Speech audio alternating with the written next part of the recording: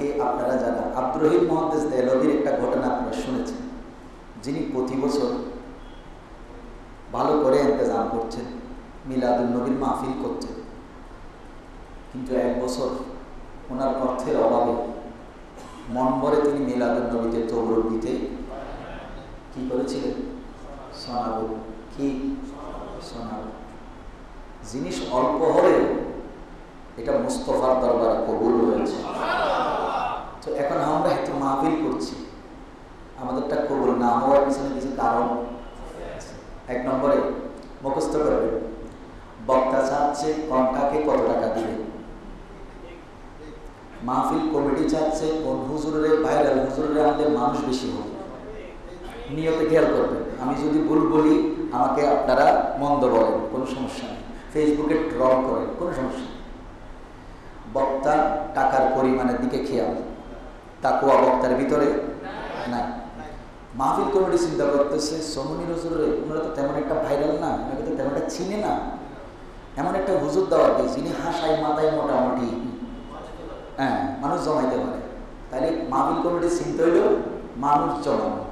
আর যারা শ্রোতা সেখানে গেছে বলে যে মাশাআল্লাহ না কণ্ঠ সেরকম, শ্রোতায় বুঝতেছে সুর, শ্রোতা কি বুঝতেছে।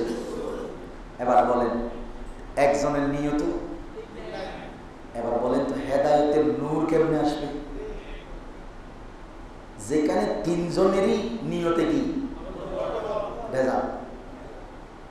তো এখন আমরা মাহফিল করতেছি, কিন্তু আমাদের হব্বে রসুল, আমার নবী খুশি হোক, আল্লাহ খুশি হোক, এই চিন্তা করে আমার এলাকার কিছু মুসল্লি, আমার এলাকার যারা নামাজ তো হয়তো পড়ে না, আমি একটা সমাজে মাহফিল করব যেন অন্তত পক্ষে আজকে হুজুরের মাধ্যমে একজন ব্যক্তিও কি হয়ে যায়, নামাজি হয়ে যায়। এই চিন্তা, এই নিয়ত থাকলে ইনশাআল্লাহ প্রত্যেকটা মাহফিলে হেদায়েতের নূর আসবে।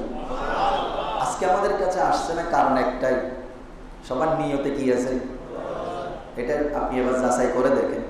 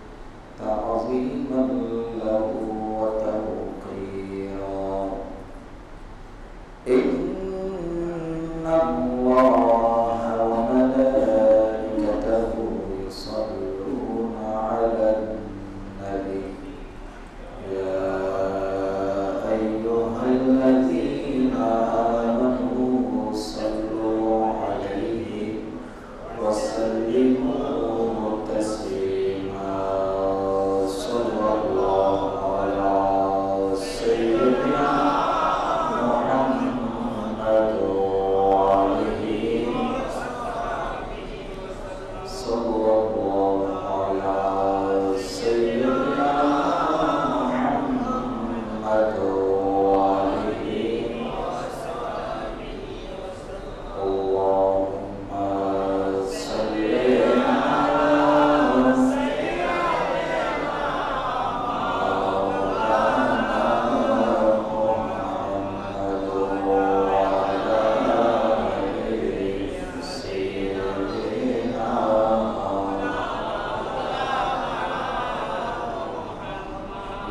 رسولا لتداني أمة عاجزا عاجزا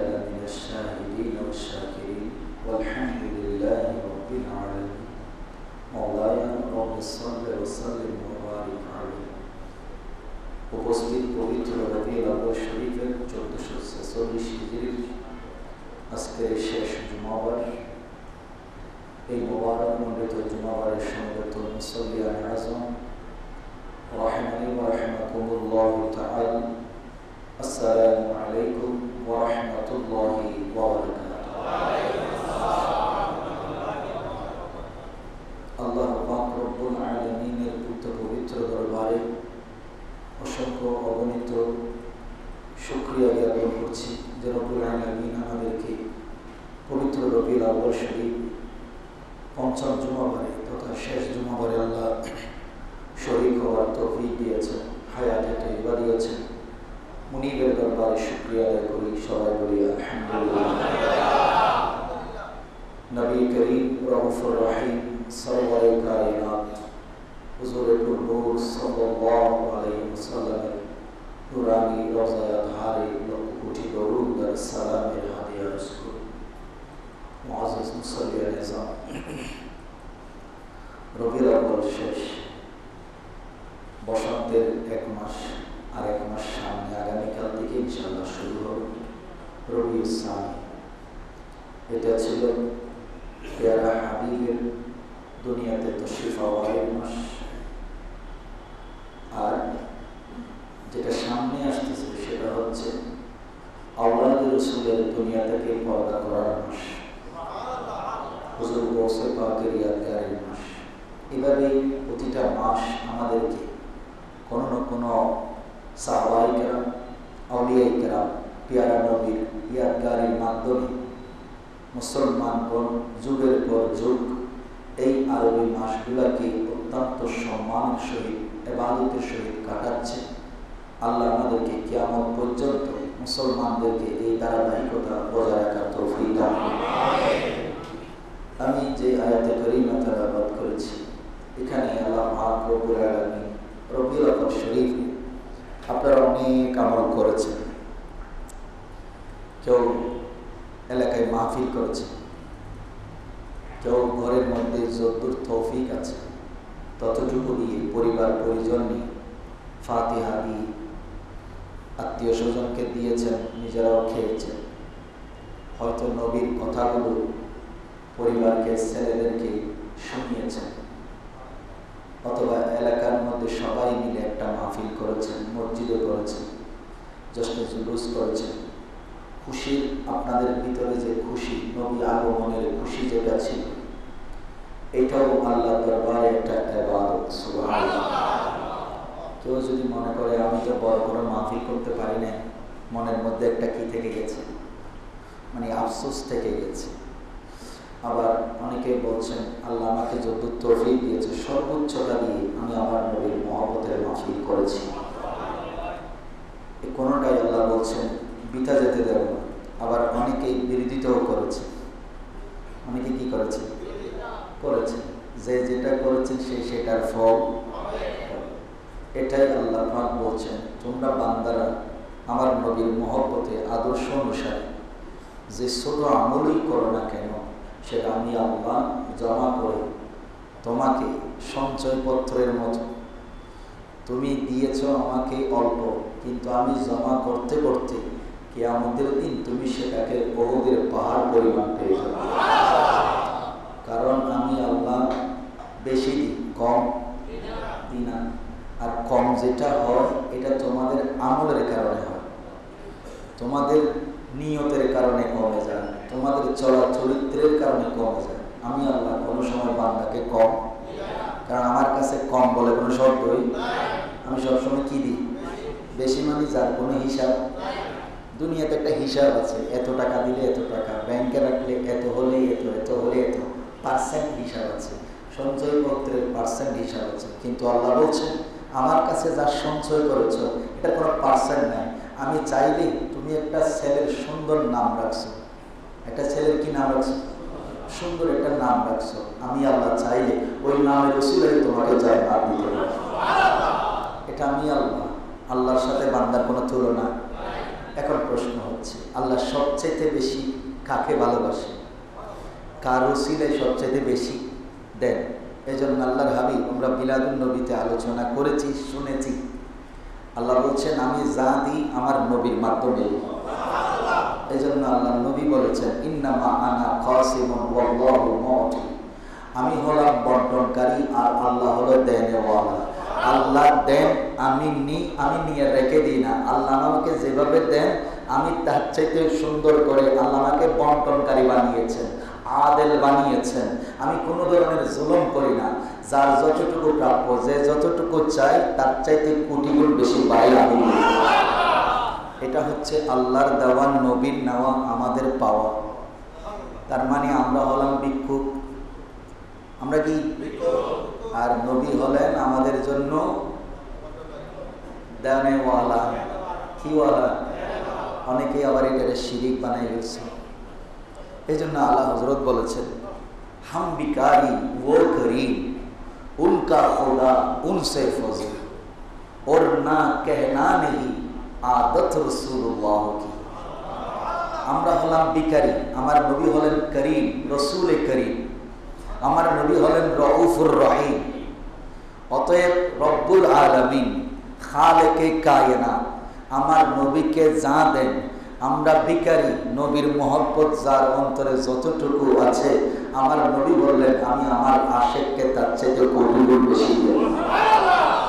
এই রবিউল আউয়াল শরীফে আপনারা অনেক আমল করেছেন। আল্লাহ বলছেন আল ইয়াউমা তুজজা কুল্লু নাফসিন বিমা কাসাবাত। মানুষ দুনিয়াতে যা যা আমল করেছে, হতে পারে সেটা একটা বালিকে 70 ভাগ করলে যে পরিমাণ হয়, সেই পরিমাণও যদি আমার কোনো বান্দা একটা নেক আমল করে, আমি আল্লাহ সেটার প্রতিদান কিয়ামতের ময়দানে সবার সামনে পেশ করব। আর দুনিয়াতে কোনো কিছু দান করার সময় ক্যামেরা, লাইটিং, ফেসবুক শরীফ, তারপরে আপনার প্রিন্ট মিডিয়া, ইলেকট্রিক মিডিয়া দেখলাম আর কি বলবো, আমাদের ভিতরে রিয়া চলে আসছে। এটা কিয়ামতের আলামত। আমার নবী বলেছেন আমি আসতেছি। আমরা চাল কিছু, ডাল কিছু, আলু, এক বোতল 1 লিটারের তেল, বস্তা একটা দিচ্ছি কাকে? বন্যা দুর্গতকে, অভাবীকে, ছবি তুলছি কজনে, ভুল ধরে এই আমি বাদ চাইছি, আমি এই তুমি বসো, আমি উপরের দিকে দাঁড়াই, ছোটগুলো লম্বাগুলো সামনে বসে যাও, বাটিগুলো পিছনে দাঁড়ায় যাও, কি তোলার জন্য? দিতেছে কি সর্বোচ্চ 500 টাকার জিনিস, ছবি তুলতেছে কয়জনে? কিন্তু আল্লাহ বলছেন আমি কিয়ামতের দিন যেটা দিব সেটা আদম আলাইহিস সালাম থেকে শুরু করে সর্বশেষ ব্যক্তি যিনি দুনিয়াতে আসবেন সবার সামনে আমার নবীর হাত দিয়ে নবীকে মাকামে মাহমুদে বসিয়ে হাউজে কাউসারের মালিক বানিয়ে আমি বলবো রাসূল আপনি শুধু চাইতে থাকেন, আজকে আমি শুধু দিতেই থাকবো। দুনিয়াতে যা দিয়েছেন এটা মানুষ অনেকে দেখে না, অনেকে নবীর দেওয়া কেমন এটা আমরা একটু শুনছি বলছি, কিন্তু নবীর দেওয়া কেমন আমরা নিজে দেখি। আল্লাহ বলে সেটা আমি কিয়ামত হাসরের ময়দান এই জন্য কায়েম করব যে পুরা সৃষ্টি জগৎ যেন জানে আমার নবী কেমন বন্টনকারী, কেমন দেওয়ান। এদিন কোনো জুলুম এদিক সেদিক হবে আসে।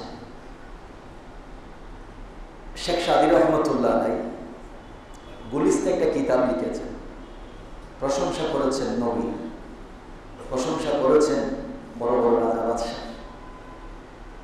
সে গুলিস্তান কিতাবের মধ্যে আচ্ছা মনে করেন আজকে আপনারা যারা আব্দুর রহিম মুহাদ্দিস দেহলভীর একটা ঘটনা আপনারা শুনেছেন, যিনি প্রতি বছর ভালো করে ইন্তজাম করছেন, মিলাদুন নবীর মাহফিল করছেন, কিন্তু এক বছর ওনার অর্থের অভাবে মন ভরে তিনি মিলাদুন নবীতে তবরুক দিতে কি করেছিলেন?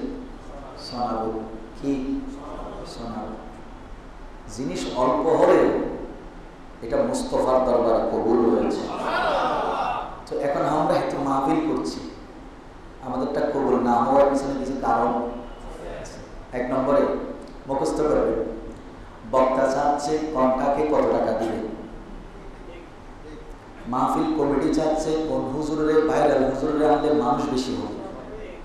নিয়তে খেয়াল করবেন, আমি যদি ভুল বলি আমাকে আপনারা মন্দ বলেন, কোনো সমস্যা নেই, ফেসবুকে ট্রল করেন, কোনো সমস্যা নেই।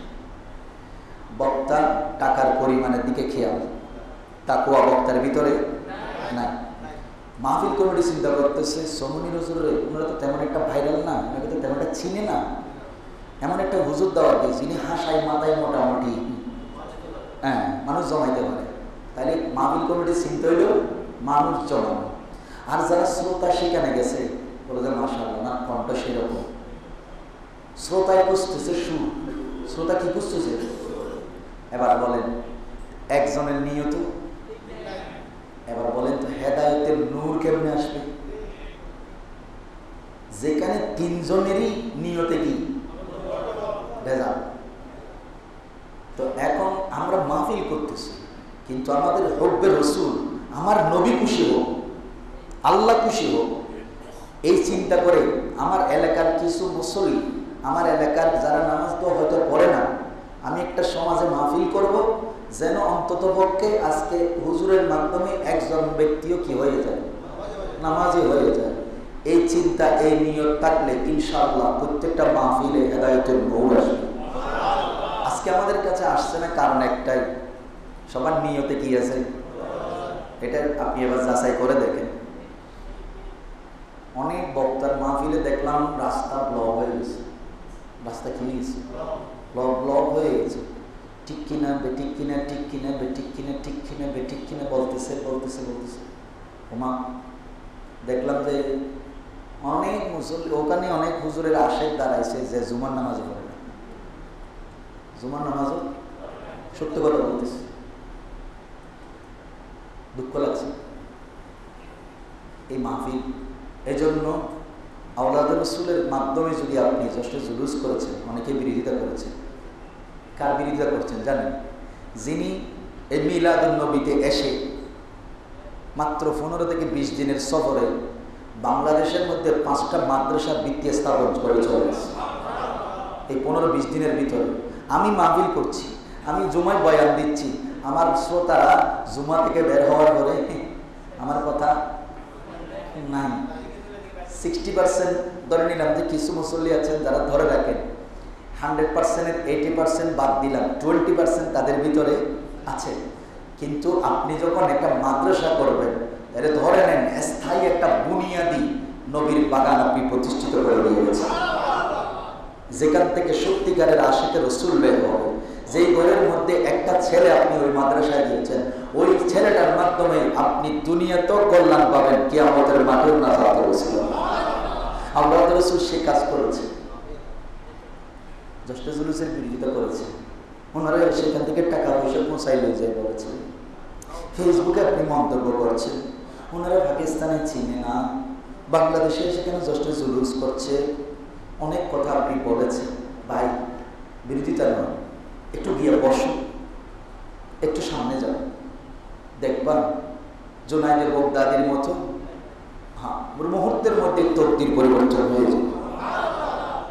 জুনায়েদ বাগদাদি বড় পরোয়ান ছিলেন, শক্তিশালী মানুষ ছিলেন, শুধু একটা কাজ করেছে। আওলাদ রাসূল কানে কানে গিয়ে বলেছিলেন, জুনায়েদ, তোমার সাথে কুস্তি লড়ার মতো যোগ্যতা, কৌশল, শক্তি কোনোটাই আমার নাই। তুমি আমাকে ইচ্ছা করলে পাখির মতো তুলে আছাড় মারতে পারো, তবে আমি তোমাকে বলছি, আমি কুস্তি লড়তে আসি না, আমি একজন সৈয়দ জাদা, আমি আওলাদ রাসূল। এই একটা কথা বলেছিলেন। যেই জুনায়েদ বাগদাদি যেই বৃদ্ধ লোককে আছাড় মারার জন্য মোটামুটি ধরে ফেলেছিল, ওই একটা কথা কানের মধ্যে শুধু বলেছে, সাথে সাথে নিজেই পড়ে গেছে। নিজের শক্তি, নিজের শৌর্য, পুরা ইরাকবাসী নয়, পুরা আরবের মধ্যে যার প্রসিদ্ধি ছিল, বড় কুস্তিগীর, বড় পলোয়ান, যাকে কেউ কোনোদিন আছাড় দিতে পারে না, যেখানে গিয়েছে বিজয়ের মালা গলায় নিয়ে এসেছে। বাদশাহ বাজি ধরেছে আমার জুনায়েদের সাথে কুস্তি লড়বে কে। আর জুনায়েদ বলছে, বাদশাহ, জীবনে অনেক কুস্তিতে তোমাকে জিতিয়ে আমি তোমার সম্মান পুরা আরব বিশ্বের দরবারে তুলে ধরেছি, আমাকেও সবাই সম্মান করে, কিন্তু আজকে আমি সম্মান তোমার কাছে নয়, সমস্ত সৃষ্টি জগতের জন্য যিনি রহমত হয়ে বাদশাহ হয়ে পৃথিবীর জমিনে এসেছে, আজকে আমি ওই বাদশার জন্য আমার এই সমস্ত কিছু বিসর্জন দিলাম, আওলাদ রাসূলকে বুকে তুলে দিলাম। কি হয়েছে পরিণামে? জুনায়েদ বাগদাদি নিজের শৌর্য, শান, শৌকত, ক্ষমতা বিসর্জন দিয়েছেন একজন দুর্বল আওলাদ রাসূলের জন্য, বুকে তুলে নিয়েছেন। সবাই বলছেন না, এটা মানি না, নিশ্চয়ই এখানে কোনো কনস্পিরেসি হয়েছে, এখানে কোনো দুর্নীতি হয়েছে। জুনায়েদ ইচ্ছা করে পড়ে গেছে, খেলা আবার হবে, আবার ধরলো। যেই মাত্র কানের গোড়ায় গেল, জুনায়েদ, কুস্তি ধরতে আসি নাই, আমার পরিবার আজকে 3 দিন পর্যন্ত চুলায় আগুন জ্বলে নাই, খুবই অভাবে আছি, ভিক্ষা করতে পারি না, আমি আওলাদ রাসূল। যাকাত নিতে পারি না, আওলাদ রাসূল যাকাত খাইতে পারে না। আজকে আমি তোমার শুধু পুরস্কারে, তোমার সাথে কুস্তি লড়লে বাদশাহ যে এনাম দিয়েছে, হয়তো আমি পরিবারটা নিয়ে সুন্দরভাবে চলতে পারবো, তুমি ভবিষ্যতে আরো অনেক বিজয় পাবে, আজকে আমার জন্য একটু স্যাক্রিফাইস করি। হযরত জুনায়েদ বললেন, তোমার জন্য নয়, আমি আমার মুস্তাফার জন্য স্যাক্রিফাইস করি। বুকে তুলে নিয়েছেন, বাদশাহ ওনাকে ইনাম দিয়েছেন, ফুলের মালা দিয়েছেন। সেই রাত্রিতেই জুনায়েদ বাগদাদির তকদির চমকে গেল। সেই রাত্রিতে দেখতে পাচ্ছেন হাজার হাজার মানুষের মধ্যে আমার মুস্তাফা সবার সামনে উপস্থিত, সাহাবায়ে কেরাম ডানে বামে উপস্থিত। উনি স্বপ্ন দেখতে পাচ্ছেন, আমার নবী আসা মাত্র জিজ্ঞেস করছেন, আমার জুনায়েদ কোথায়? হযরত জুনায়েদ বাগদাদি বলছেন, আমার নবী যখন এত বড় মজলিসে বলছেন, আসা মাত্র বলছেন, আমার জুনায়েদ কোথায়? এর থেকে বড় বড় আর কিছু। নবীজি কদমে গেলেন, তখন আমার নবী বললেন, তুমি কেন আজকে তোমার সৌর্য বীর্য এত সুন্দরভাবে তুমি সাজিয়ে গুছিয়ে কেন তুমি বিসর্জন দিয়েছো? বলে, ইয়া রাসূলুল্লাহ, যদি না দিতাম আজকে আমি বাদশার সেই বীরশ্রেষ্ঠ ফলোয়ান, আজকে আমাকে ফুলের মালা দিত, হাজার হাজার দিনার দিরহাম মানুষ খুশি হয়ে উপহার দিত, যদি আসাদ দিতে পারতাম।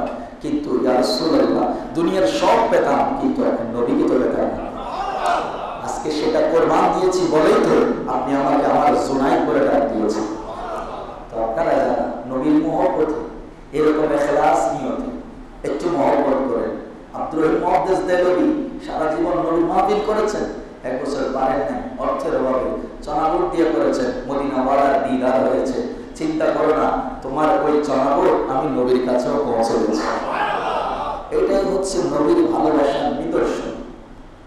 আজকে আমরা বিরোধিতা করি কিসে, কার জন্য বিরোধিতা করি? আজকে আপনি জানেন আল্লাহর নবী বলেছেন, আজকের হাদিসের যেটা মূল প্রতিবাদ্য বিষয়, মানুষ উশৃঙ্খল হবে, যুব সমাজ সরব উশৃঙ্খল হয়ে যাবে, এটা আমার নবীর কথা। ইয়াতি জামান কাল জিফাতে, আমার নবী বলছেন এমন একটা সময় আসতেছে উম্মতের মধ্যে মানুষ মৃতের মতো অবস্থা হবে, তাদের অবস্থা এমন হবে। আমার নবী কত সুন্দর করে বলছেন এখানে, আমার নবী বলছেন ওয়ারাদা ফিল হাবির আন্নাহু ইয়াতি জামান কাল জিফাতে ওয়া আহলু কাল কিলাব, মানুষগুলো হবে কুকুরের মতো। কিসের মতো? হিংস্র হয়ে যাবে। আজকে আপনি কি দেখতে পাচ্ছেন সমাজ ব্যবস্থায়? মারামারি কাটাকাটি কিসের জন্য করছে সেটাও জানি না। আর আমার নবী তখন বলছেন ফাইন কুনতা কালবান, তুমিও যদি ওই কুকুরের মতো আচরণ যদি তোমারও থাকে, তাহলে মনে রেখো আকালতা মা হোক, ওই কুকুরদের সাথে বসে তুমি খাবে। আর ওয়াইল্লা আকালাত কাল কিলাব, আর যদি তুমি তার বিপরীত হও, তুমি সেই দলের না হও, কিছুটা নিজেকে আড়াল রাখতে চাও, তাহলে মনে রেখো তুমি বাঁচতে পারবে না, ওই কুকুররা তোমাকে কি করবে? খেয়ে নিবে। এরপরে বলছেন ওয়াইন আকালাত কাল কিলাব খায়রুম মিম্মা তাকুলু মাল কিলাব, আমার নবী বলছেন তুমি তাদের মতো কুকুর হয়ে তাদের সাথে খাওয়ার চাইতে, তারা যদি তোমার উপরে জুলুম করে জোর করে যদি তোমাকে খেয়ে ফেলে বা তোমাকে খাওয়ায়, তাহলে তুমি নিজে স্বইচ্ছায় খাওয়ার চাইতে তারা জোর করে তোমার সাথে নিয়ে খাওয়া, তোমাকে খাওয়ানো, এটা তোমার জন্য উত্তম হবে। তার মানে কতটুকু আল্লাহর নবী বলছেন বাঁচার কোনো সুযোগ থাকবে না। এই অবস্থা আমাদের সমাজে বর্তমানে বিদ্যমান।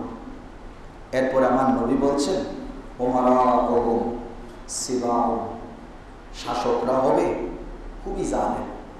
শাসকরা কি হবে? কষ্ট হচ্ছে? মনে হচ্ছে না? মনে হচ্ছে না? জি। তারপরে বলছেন ওয়া উজারাহুম জিয়াবুন, আর যারা তাদের সাঙ্গপাঙ্গ মন্ত্রী মিনিস্টার পদব্যক্তি যারা থাকবে, তারা হবে বাঘের মতো হিংস্র। বাঘের মতো, একটু জরিপ চালাই দেখেন, এরপরে বুঝবেন। আমি লম্বার দিকে যাব না, শুধু হাদিসটাই বলি। ওয়া আরওয়ানুহুম কাসাআলি, আর তাদের যারা সামসা সামুন্ডা তেল মারি মারি খায়, এরা হবে শিয়ালের মতো। শিয়ালের কাজ কি জানেন না? হ্যাঁ, শিয়ালের সিংহ বলল আমার জন্য আজকে দিনের খাবার রেডি কর। কি রেডি কর? খাবার রেডি কর। এখন খাবার রেডি করার পরে শিয়াল তিনটা জিনিস রেডি করলো। কয়টা?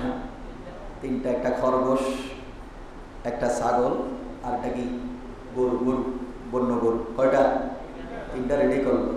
এখানে বনের রাজা সিংহর সাথে আরেকটা আছে না, রয়্যাল বেঙ্গল টাইগার আছে না? টাইগার আছে, হ্যাঁ। এখন বাঘকে সিংহ বললে এগুলো বাঘ করে দেয়, কোনটা কোন সময় খাবো, কোনটা কোন সময় খেয়ে কোনটা খাবো সেটা বাঘ কর, যেহেতু তোরা পরিশ্রম করছিস। তখন বাঘ তো মোটামুটি নিজেও কিছুটা পাওয়ারফুল, ডাইরেক্ট মন্ত্রী না হইলেও এমপি তো আছে। মন্ত্রী যদি মিনিস্টার যদি সিংহ হয়, তাহলে আমি এমপি হিসাবে তো আমি কিছু পাই। সে বলল মহারাজ আপনি হচ্ছেন বনের রাজা, অতএব আপনি যেহেতু বড়, আপনার জন্য গরু। আপনার জন্য কি? গরু। আর আমি যেহেতু মাঝারি, আর আপনার সামনে কি আমি পাওয়ার দেখাইতে পারি? এরকম তেলবাস আমাদের দেশে আছে না? আছে রে ভাই। আপনি যেহেতু মহারাজ, আপনি এটা খান, বড়টা খান, আর আমি যেহেতু মাঝারি, সেজন্য আমি ছাগলটা লই। আর এই শিয়াল, এটা কি দিই? সিংহের মাথা গরম হয়ে গেছে। সিংহের মাথা গিয়ে গেছে, গরম হয়ে গেছে। সিংহ দেরি করে নাই, সাথে সাথে মারছে কি থাবার সাথে সাথে বাঘের ঘাড় কি হয়ে গেছে, মটকাই দিছে। এখন বাঘ তো অবস্থা যাই বাঁচবে না সে। এখন বাঘ সিংহ যখন রাগ দমন করে বসলো, বাঘের অবস্থা খারাপ। এই অবস্থার মধ্যেই শিয়ালের বলল, শিয়াল কি চালাক দেখেন। আল্লাহর নবী বলছেন এই সামসারা হবে কিসের মতো? শিয়ালের মতো। শিয়ালের বলল তুই এবার বাঘ করি দে এগুলা। বস বাক করার কি আছে? বাক করার কি আছে? কেমন বাক করার কি আছে? মানে তোর কিছু লাগতো না? বস আপনি যেহেতু আছেন, আপনি খাইলেই আমার খাওয়া শেষ। আপনি খাইলেই তো কেমনে? বস আপনি সকালবেলা ব্রেকফাস্ট করবেন। কি করবেন?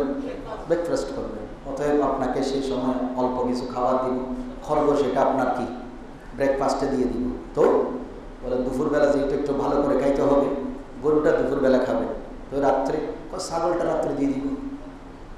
খুশি হয়ে গেছে না? সিংহ বলল তোর মাথায় এত বুদ্ধি, তোর মাথায় এত বুদ্ধি আসলো কেমনে? ওই যে বাঘের খাবার আর কি, আপনি বাঘের যে শিক্ষা দিচ্ছেন ওখান থেকে যদি শিক্ষা নিতে না পারি তাহলে আমার জীবনও শেষ। সিংহ তো মহা খুশি। এরকম আমাদের দেশেও আছে না? থাকলে বাঁচি থাকো। এরপরে বলছে সাপ বহু, এরকম হবে দেশের অবস্থা। এখন বলেন, আমরা অনেক সময় দেখেছি মন্ত্রীও জানে না যে ওনার পিএস, ওনার ড্রাইভার কি, শুধু প্রশ্ন বেশি কয়েক হাজার কোটি টাকার মালিক হয়ে গেছে। বুঝেন না? বুঝলে বুঝপাতা, না বুঝলে তেজ কথা। মন্ত্রী আবার চিন্তা করতেছে বাপ তো আমিও পাইছি, কিছু বলার সুযোগ নাই। আমলা চিন্তা করতেছে আমিও তো কিছু, খাস ড্রাইভারের মাধ্যমে হইলেও চ্যানেল সবার সাথে আছে তো নাকি?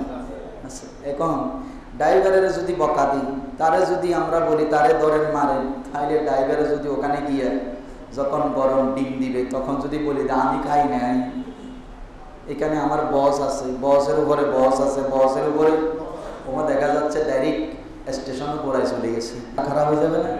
হ্যাঁ, এগুলো বুঝতে হবে। এই জন্য আমার নবী বলছেন আমার উম্মতের মধ্যে সময় আসতেছে, রাজারা হবে এরকম, তারপরে বাদশারা হবে হিংস্র প্রাণীর মতো, আর উজিররা হবে নেকড়ে বাঘের মতো, আর যারা সহযোগী থাকবে ফার্ম দিবে এরা হবে শিগালের মতো। এখন না সিংহরে খাওয়াইছে, এরপরে কত লাভ যে সে করবে, সিংহরেও যে গর্তে ফেলবে এটাও সিংহ জানে। এরকম গর্ত করে গেছে। এই বুদ্ধি দিয়ে ব্রেকফাস্ট লাঞ্চ ডিনার করায়, তারপরে সিংহরে কোথায় ফেলে দিছে? কূপের মধ্যে। কেমনে? সিংহ যখন পরের দিন খাইতে পারতেছে না, কারণ এত লুবি হয়ে গেছে সিংহ, দেখা যাচ্ছে পরের দিন এর চেয়ে ভালো খাবার আশা করতেছে। এখন সিংহ চিন্তা করলো প্রতিদিন এই কাকুরে প্রত্যেকে আমি খাওয়াবো, তাই একটা বুদ্ধি করলো, পরের দিন আসি, অনেকক্ষণ দেরি করে আসলো। সিংহ মহারাজ মহাবড়, কিরে এত দেরি করলি কেন? বস আজকে তো একটা দুর্ঘটনা ঘটে গেছে। কয় কি? আসার সময় আপনার খাবার নিয়ে যখন আসতেছিলাম তখন দেখতেছি আপনার মতো আর একজন আমার পথ আটকাই ধরছে, আপনার খাবারটা সেই এত বড় সাহস, আমার বনে আমার উপরে মাথর করি বুদ্ধি দিয়ে নিয়ে গেছে। কে? নিতে নিতে নিতে নিচে কোথায়? কূপের বাড়ি। কোথায়? এখানে ডুব দিচ্ছে, হাতে লুকিয়ে আছে এটার ভিতর। কোথায় লুকিয়ে আছে? কূপের মধ্যে লুকিয়ে আছে। কেমনে?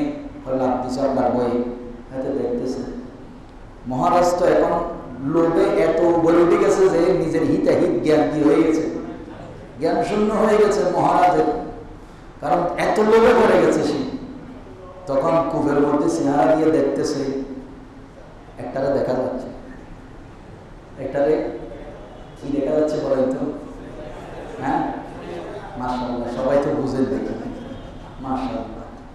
এটা যদি আমরা আগে বুঝতাম তাইলে আমাদের এই গতি, এই দুনিয়াতে যতক্ষণ আছি ততক্ষণ যদি এই জিনিসগুলো বুঝি, আমার প্রত্যেকটা কাজের হিসাব পাই পাই করে কার সামনে দিতে হবে? আল্লাহর সামনে দিতে হবে। আল্লাহর নবী বলছেন শাবুহুম শাতিরুন, যুবক সমাজ উশৃঙ্খল হয়ে পড়বে, রাস্তাঘাটে কথায় কথায় তারা ছুরি মারামারি করবে, একে 47 নিয়ে একজনের দৌড়াবে, হাত কাটি মানুষকে দেখানোর জন্য রাস্তায় বাহাদুরের মতো চলবে। ঘটনা আছে না? আল্লাহ নবী বলছেন অপেক্ষা করো, কিয়ামত আসতেছে। বুড়ো যারা আছে, বুড়ো লা ইয়ামুরুহুম বিল মারুফ, তারা মানুষকে ভালো কাজের আদেশ কেন করবে না? যান বাঁচানোর জন্য। কিসের জন্য? জান বাঁচানোর জন্য যদি এর বলি, এ যদি বলে ওই মুরব্বী মুরব্বী, তোমার এই কথা শোনার টাইম আমার নাই। বেশি মাতিলে তোরও কি করে দিন, ডরে ভালো কাজের আদেশ। আর খারাপ কাজ থেকে অপরাধ করতেছে, দেখতেছে নিজের বাবা দেখতেছে সন্তান অপরাধ করতেছে, কিন্তু বাবা, কারণ বাবারও তুলি আসার মারা যে এরকম ছেলে আসে না, আছে রে বাবা, আমার নবী বলছেন সময় আসতেছে। ওয়ালা ইয়ানহাহু আনিল মুনকার, তারা খারাপ কাজে বাধা দিবে না। তারপরে বলছেন ফাইন্দা যালিকা দুআউহুম ওয়ালা ইস্তাজাব, তখন মানুষ দোয়া করবে, আল্লাহ সমাজে শান্তি দাও, আল্লাহ আমাদের উপরে রহমত নাজিল করো। আল্লাহ বলছেন তখন তাদের দোয়া কবুল হবে। এটা আমার নবীর কথা। ওয়াল্লাহি, এবার আমার নবী কসম করছেন, আল্লাহ, আল্লাহর নবী বলছেন, আল্লাহর কসম করে বলছি, হাযা জামান আল্লাযী ইয়াজহারু ফীহি রিয়া, ওই জামানাটা হবে লোক দেখানো ইবাদত বেড়ে যাবে, লোক দেখানো সমাজ সেবা বেড়ে যাবে। আসেনি? আল্লাহর নবী বলছেন রিয়া বেড়ে যাবে। এরপরে কি হবে? ওয়াজ্জানা, বেবিচার, পথে ঘাটে পর্দার কোনো বালাই, পার্কে পরিবার নিয়ে ঘুরতে যাওয়া, যা ভার্সিটিগুলো আমাদের ঐতিহ্য, অহংকার, মেরুদণ্ড বানানোর কারিগর, কিন্তু সেখানে পোশাক পরিচ্ছদের কথা যখনই বলি, তথাকথিত কিছু নারী সমাজ সুশীল নাম দিয়ে আন্দোলন করে পোশাক আমার অধিকার, আমি জান্নে চেমনে করবো। আসেনি ঘটনা? গত বছরে ঢাকা বিশ্ববিদ্যালয়ে ব্লাউজ ছাড়া কাপড় পরে প্রতিবাদ করেছে। তার মানে কি, আমার শরীর প্রয়োজনে উলঙ্গ হইলেও তোমার বলার কোনো দরকার, তোমার দরকার হচ্ছে সখী করে রাখবা। কতক্ষণ রাখবো? শয়তান আছে না? আছে তো নাকি? পর্দা করা লাগবে, অবশ্যই করব, কিন্তু তোমাকেও তো সেভাবে বের হতে হবে মা বোন। কিন্তু কোনো আমার পরিবার আজকে আবার ওনারা দেখলাম আন্দোলনীয়, এখানেও আন্দোলন করে, আবার এখানেও আন্দোলন করে, ঘটনা বুঝতে হবে। তারপর আসে ওয়াল গীবত, কি বেড়ে যাবে? আসেনি? মসজিদ থেকে বের হয়ে বলে হুজুর ইবে আজ ওয়াজ করে দিই না, ইনতে বেকে না রানে না মেরকে দেখুন, অথচ হুজুরে কাউকে তোমার সম্পর্কে হুজুরে জানিও না। তো হুজুরি কি করবে? সুদের ওয়াজ করলে সুদি বেজার হয়ে যায়, ঘুষের ওয়াজ করলে ঘুষখোর বলে যে আজকে আমাদেরকে পাইছে, গিরা কাটার বিরুদ্ধে ওয়াজ করলে, জোতা চুরের বিরুদ্ধে ওয়াজ করলে জোতা চুরে বলে যে আজকে মনে হয় আমরা গেছিলাম যে হুজুরে দেখছে। তো হুজুর যাবে বল, কি নিয়ে ওয়াজ করবে? ভাইয়ের হক, বোনের হক ঠিকভাবে দেয় না, এগুলোর ওয়াজ করলাম কোরআন হাদিসের আলোকে, কয় হুজুরের মনে নিশ্চয় কেউ ফোন করে জানাইছে। হুজুর যাবে বল।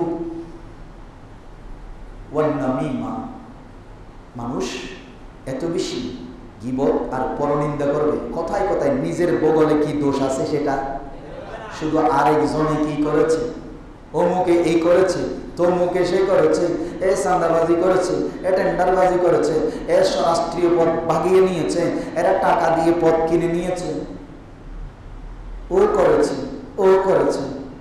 এখন আমি কি করছি? আমি কি করছি? এ করেছে, ও করেছে, পদ ভাগিয়ে চিনিয়েছে, টেন্ডারবাজি করেছে। তো আমি যখন একটু করে ক্ষমতা পাইলাম, আমি কি করছি? সেম কাজ আমিও করছি, কিন্তু আমারটা আমি না ফিস্টুল ডেভিলসি, আমি কোনটা দেখতেছি? ওরটা, ওরটা, অমুকেরটা, তমুকেরটা। আমার নবী বলছে ওয়ান্নামিমা, পরনিন্দা বেড়ে যাবে, নিজেরটা চোখে দেখবে না, হাসদ, হিংসা বেড়ে যাবে, ওয়াল হিকদ, একে অপরের প্রতি মানে পরশ্রী কাতর হয়ে যাবে। ঘরের মধ্যে দেখবেন ভাই যদি ভালোভাবে চলে আরেক ভাইয়ের সহ্য, এরকম আসেনি? সমাজে নাই মনে হয়? আচ্ছা রে, আমার ছেলে তেমন একটা ডেভেলপ হয় নাই, আমার ভাইয়ের ছেলে আলহামদুলিল্লাহ ইঞ্জিনিয়ার ডাক্তার হয়েছে, যদিও উপরে দেখায় যে না ভালো হয়েছে, কিন্তু ভিতরে কি হয়ে যায়? এটার নাম, আমার নবী বলছেন, এটা বেড়ে যাবে। এটা কি হয়ে যাবে? বেড়ে যাবে। আর ও আকলুল হারাম, মানুষ বিভিন্ন পন্থায় বিভিন্ন ওয়াইতে হারাম খাবে। কি খাবে? হারাম খাবে। যেমন ব্যাংকে টাকা রাখলে আমরা মনে করি সুদ খাচ্ছি, সঞ্চয়পত্র রাখলাম, টাকা নিয়ে আসলাম, খাইলাম, সুদ খাচ্ছি। কিন্তু এলাকার মধ্যেও তো অনেক সমবায় সমিতি আছে, আছে না? প্রতিদিন লাভ, প্রতিদিন কি লাভ। ডায়েরি নিয়ে যায়, কালেক্টর থাকে, নিয়ে চলে আসে।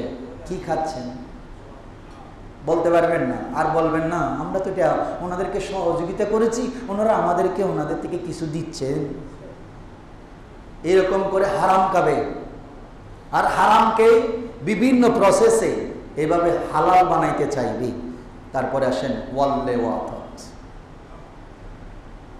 হস্তমৈথুন, পুরুষ মৈথুন, পুরুষে পুরুষে, নারীতে নারীতে যৌন সম্পর্ক বৃদ্ধি পাবে। বলেন বৃদ্ধি পাইছে কি পাই না? বাংলাদেশে বর্তমানে একটা ল নিয়ে কথা চলছে, সমকামী আইন। কি আইন? সমকামী আইন। এই গত আন্দোলনের যিনি একজন নায়ক ছিলেন, যিনি একাধারে একজন সাংবাদিক আর একাধারে একজন লয়ার, যিনি কোর্টেও যান আবার অনুষ্ঠানও সঞ্চালনা করেন, সত্য মিথ্যা আল্লাহ মাবুদই জানে। এই সমকামিতার তথা পুরুষে পুরুষে আর নারীতে নারীতে সম্পর্ক যেটা সম্পূর্ণরূপে হারাম, এই কাজের জন্য উনি যারা সমকামী চাচ্ছে তাদের পক্ষে তিনি দাঁড়িয়েছেন। আমি সত্য মিথ্যা জানি না, ফেসবুকে অনেকেই কথাগুলো লিখছেন, তার মানে উনি নিজেও একজন সমকামী বলে মন্তব্য করছেন। এরকম আমাদের সমাজের মধ্যে এরকম হস্তমৈথুন অনেক মাদ্রাসায় হয়। সত্য কথা না বললে না হয়, কেন হবে?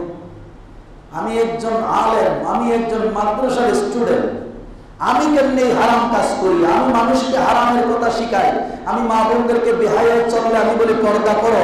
অনেক সময় মা বোনদেরকে আঘাত পর্যন্ত করা হয়। ওয়াজের মাহফিল আমি ওয়াজ করি, কিন্তু আমি যখন করি তখন কে ফতোয়া দিবে? কে করবে এটার বিচার?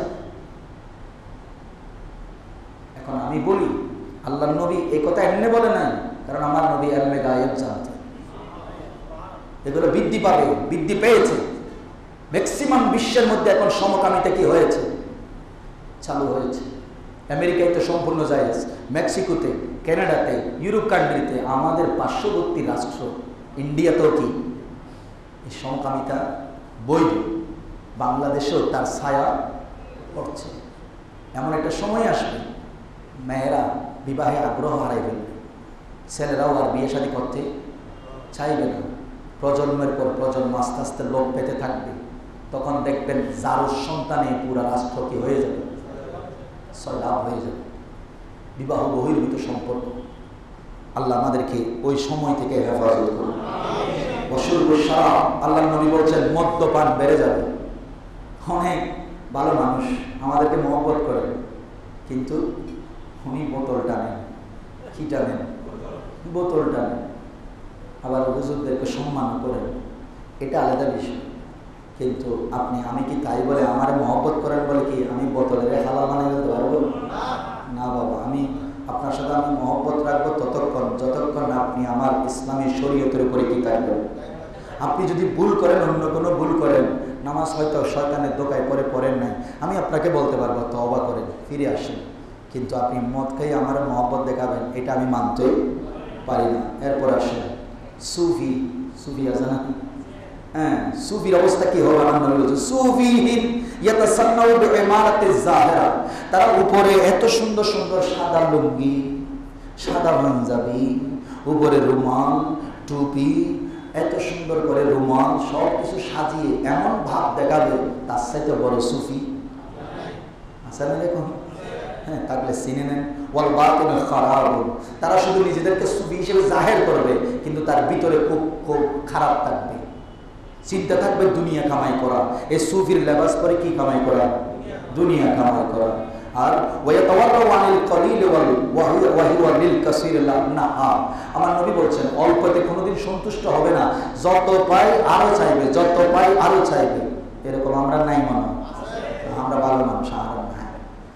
আবার কিছু মানুষ থাকবে এমন, আমার নবী সব খুলে খুলে বলেছেন, ওই হিব্বু, পছন্দ করবে নিজের জন্য, আন ইউকালু ফুলানুন সাদিকুন, ফেসবুকে খুব সুন্দর সুন্দর মন্তব্য করবে, আমরা এটা করব, আমরা এটা করব, এটা করব, খুব সুন্দর সুন্দর কথা বলবে, যেন মানুষ বলে ও মা, যদি কোনো বর্তমানে ন্যায়পরায়ণ ব্যক্তি দেখতে চাই ওনাকেই দেখো, খুব সত্যবাদী, কিন্তু পিছনে কি আরেকজনরে গাছের সাথে বাঁধি উল্টা লটকায় তারে ফিটে।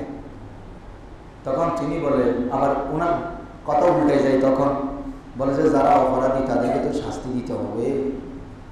ফেসবুকে বললাম একরকম, যখন নিজের দলে করলে তখন কথা উল্টাই গেল। আমার নবী বলছেন ওয়াহুয়া ইনদাল্লাহি কাজ্জাব, উপরে সুন্দর সুন্দর কথা, মোটিভেশনাল কথা বলবে, কিন্তু ভিতরে করবে আরেকটা। আমার নবী বলছেন সে হচ্ছে আল্লাহর কাছে বড় কাজ্জাব। ফামা আউযুহু ইনদাল্লাহিল মালিকিল ওয়াহ্হাব, সেদিন আল্লাহর সামনে কোনো ওজর আপত্তি চলবে না। এরপরে অনেক লম্বা, হাদিসটা অনেক লম্বা, আমি আর যাচ্ছি না, যেহেতু আমার সময়ের দিকে লক্ষ্য রাখতে হচ্ছে। আমি আপনাদেরকে বলি, দুনিয়ার ক্ষণিকের সময় এটা একটা মৃত মানুষের মতো। সে মৃত মানুষকে মানুষ যেদিকে নাড়ায় সেভাবেই নয়। এখন আমি আপনি খোদার হুকুম পালন করার জন্য ওয়াদাবদ্ধ হয়ে দুনিয়াতে এসেছি। শেখ সাদির কথা বলছিলাম, আজকে নবীর মহব্বতে যারা যা করেছেন, ফামাইয়া আমাল মিসকাল যাররাতিন খায়রান ইয়ারা, একটা ভালো কাজ করেছেন সেটাও আপনি পাবেন আল্লাহর কাছে। এক বাদশা তার সৈন্য সামন্ত নিয়ে বনে গেছে ঘুরতে, ঘুরতে ঘুরতে দেখা গেল সন্ধ্যা হয়ে গেছে, অনেক দূরে চলে গেছে। তখন বাদশা বললেন, এখান থেকে এই বন জঙ্গল পেরিয়ে রাজপ্রাসাদে পৌঁছাইতে আমরা তো রাস্তাঘাটও হারাই ফেলছি, যাবো কোথায়? তখন ওরা বলল, বাদশা সাহেব আমাদের তাইলে এখানে তাবু করতে হবে। কি করতে হবে? তাবু করতে হবে। বাদশা বললেন ঠিক আছে তাবু করো। তখন সেখানে দেখা যাচ্ছে একটা বনের ভিতরে একটা বাড়ির মধ্যে হালকা হালকা আলো জ্বলছে, প্রদীপের আলো। তখন একজন বলল, হুজুর আমরা মনে হয় ওই ঘরে আশ্রয় নিলে কি হয়, ভালো হয়। তখন বললেন বাদশা, সেটাও চিন্তা করতে লাগলেন। আবার ওইদিকে উজির সাহেব, ওই যে বললাম উজির তো থাকবে, উজির বললেন বাদশা সাহেব না না না, এই কাজ আপনি কোনোদিনও, কারণ আপনার স্ট্যাটাস আছে, আপনার কি আছে, এরকম ফার্ম ভর্তি দিয়ে উপরে তুলে যা আছে নাকি, আর নিচে নামার কোনো সুযোগ থাকে না। বাদশা সাহেব আপনার স্ট্যাটাস আছে, আপনি বাদশা, আপনি কেমনি এরকম বেড়ার করে কুড়ে করে আপনি কেমনে থাকবেন, কেমনে শুইবেন মাটিতে? তার সাথে আমাদের সব রেডি আছে আপনার জন্য, সব লাল গালিচা থেকে শুরু করে সব আছে, আমরা এখানে তাবু করি। ওই ঘরের কুড়ে ঘরের যিনি বাসিন্দা মালিক, তিনি এই কথাগুলো শুনছেন, তিনি দৌড়ে এসেছেন। দৌড়ে এসে বললেন বাদশা সাহেব, তিনি খুব সুন্দর করে বলছেন, সূর্য আমার ঘরে আশ্রয় নিতে চেয়েছে, কিন্তু সেখানে একটা মেঘ এসে গেছে। কি এসে গেছে? মেঘ এসে গেছে। তবে সূর্য যদি চায় সাথে সাথে মেঘ কি হয়ে যাবে, খান খান হয়ে যাবে। তার মানে সূর্য আমার ঘরে আলো দিতে চেয়েছিল, মেঘ এসে কি দিয়েছে, এই যেমন এখন। এই জন্য কবি বলেছেন, মেঘ দেখে করিস নে বড়, আড়ালে তার কি হাসে, সূর্য হাসে। তখন এই কথাগুলো গরিব লোকটা বলল, আমার ঘরে সূর্য আসতে চেয়েছিল, কিন্তু মেঘ এসে কি দিচ্ছে, বাধা দিচ্ছে, অতএব এই আলো আমার ঘরে যাচ্ছে না। কিন্তু সূর্য যদি চায়, তার কিরণ যদি বাড়াইয়া দেয়, মেঘটাকে যদি সরাইয়া ফেলে, তাহলে সূর্যের আলো আমার ঘরে পৌঁছবে। বাদশা খুশি হয়ে গেলেন। বাদশা বললেন তুমি কি বুঝাতে চাচ্ছ? বলে আপনি চেয়েছেন আমার ঘরে একটা কদম রাখতে, আমিও চাচ্ছি আপনি যেন বাদশা হয়ে আমার ঘরে কদম রাখেন। বাদশা বললেন, গরিবের আকুতি দেখে খুশি হয়ে গেলেন, বললেন তাবু খুলো, আমরা আজকে ওনার ঘরেই থাকবো। বাদশা গেলেন, থাকলেন, মেহমানদারি যদ্দুর পারে করলেন। ফজরবেলা বাদশা খুশি হয়ে গরিব লোকটাকে অনেক কিছু উপহার দিলেন। উপহার দিয়ে চলে যাওয়ার সময় যখন ঘোড়ায় উঠেছেন, গরিব লোকটা ঘোড়ার লাগাম ধরে বলছেন, আমার ঘরে সূর্য এসেছিল, কিন্তু আমার বাদশা সাহেব আমার ঘরে পা রাখার কারণে আপনার তো কোনো মান সম্মান যায়নি, বরং আপনি কদম রাখার কারণে আমার মাথার ঘরে একটা সম্মানের পাত্র চলে এসেছে। এখান থেকে কবি বুঝে যাচ্ছেন, আজকে যে আপনারা নবীর মহব্বতে ছোট ছোট ছোট ছোট মিলাদ মাহফিল ফাতিহা জুলুস করেছেন, নবীর আগমনে খুশি হয়েছেন, কিন্তু নবীকে কোনোদিন কিন্তু মনে দেখার আশা আছে তো। কবি এখান থেকে বুঝিয়ে দিতে চাচ্ছেন ওই গরিব লোকটা যেটা বাদশার মাধ্যমে, সূর্যের মাধ্যমে, মেঘের মাধ্যমে বুঝাইতে চেয়েছেন, সেটা উনি বলতে চাচ্ছেন যারা ভালো কাজ করো নবীর মহব্বতে সুন্নাহ অনুসারে, সেই মদিনাওয়ালা একদিন যদি তোমার ঘরে চলে আসে, বুঝতে হবে ওই নবী তোমার দরদি আর তুমি আল্লাহর দরবারে মকবুল হয়ে গেছো। এটাই বুঝিয়েছে। কোনো জুলুম হবে না, আমার নবীর দরবারে কোনো জুলুম নাই। মহব্বত নিয়ে করেন। আলহামদুলিল্লাহ আমাদের মসজিদে আগামী আপনার বুধবারে 9 তারিখে ফকির মৌলভী শাহ রহমতুল্লাহ আলাইহি সমাজ পরিষদের উদ্যোগে মাহফিল আছে। আপনাদের প্রতি দাওয়াত দিচ্ছি। সাথে সাথে আপনাদের কাছে আমি আরেকটা জিনিস দোয়া চাচ্ছি, সেটা হচ্ছে আগামী শুক্রবারে হয়তো আমি আপনাদের সাথে এখানে নাও দাঁড়াতে পারি, হতে পারে আমাকে আল্লাহর ঘরে যাওয়ার একটা আল্লাহ যদি কবুল করেন, সেটা যদি হয় আমি আমার মুস্তাফার দরবারে সালাম দেওয়ার ইরাদা করেছি। আপনাদের দোয়া যদি থাকে ইনশাআল্লাহ, যদি ফ্লাইট যদি বিকালে হয় তাহলে আপনাদের সাথে দেখা করবো ইনশাআল্লাহ। যদি সকালবেলা হয়, সকালবেলা হওয়ার সম্ভাবনাটা বেশি, যদি হয় তাহলে হয়তো আপনাদের সাথে আমি কোনো দেখা নাও হতে পারে। আমার কথাবার্তায় আচার আচরণে যদি মনে কষ্ট পেয়ে থাকেন, আল্লাহ রাস্তে ক্ষমা সুন্দর দৃষ্টিতে দেখবেন। আমিও আপনাদের জন্য দোয়া করব এবং আপনারাও আমার জন্য দোয়া করবেন, আমি যেন আমার আব্বা আম্মাকে নিয়ে একসাথে আমার নবীর দরবারে সালাম দিতে পারি। সেই দোয়াটা সেই আজকে দিনের। আসসালামু আলাইকুম ওয়া রাহমাতুল্লাহ।